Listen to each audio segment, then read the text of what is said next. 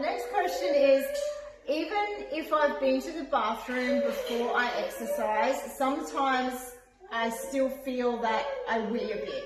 Yep. Okay.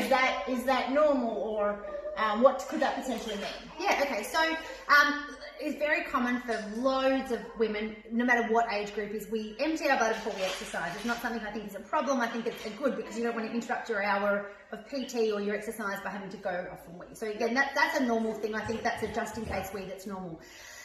The urge to go during exercise is an interesting one, because it could actually be, if you are leaking, it could be that the muscle isn't strong enough and you're getting the bladder actually leaking, and so we need to strengthen the muscle. The other reason you can feel the urge to wee is if you potentially have a little bit of prolapse, or you have some overactivity of your bladder. Now, these are two massively separate diagnoses, but if you are feeling the urge to wee, when you know there's not much in your bladder, and it happens all the time. I'm not talking a one-off occasion, or it's happened because it started raining, or someone else said they needed to wee and I went and wee. I'm talking about every time you exercise, whenever you do this star jump or this jumping lunge, you go, oh, I feel like something's different and I need to wee. Or it could be a prolapse, which we absolutely want to diagnose early and make sure you've got the right treatment for it early, because we don't want it to progress.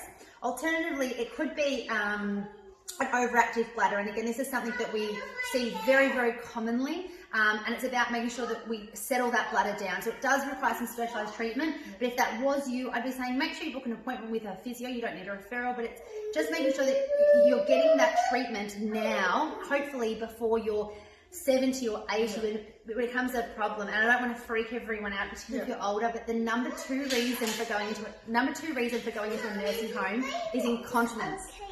Okay, wow, yep. The first reason for going into a nursing home is falls. Now, I know you're all way far away from a nursing home. However, if you don't do anything about this now and it comes up in menopause and then it's too late and when you need the surgery and stuff, that's when it becomes a problem. So I urge everyone, do something about it now, get checked, or if there's no symptoms, continue on with your life, but keep this in the back of your mind to think, well, maybe I'll do something about that if that came up.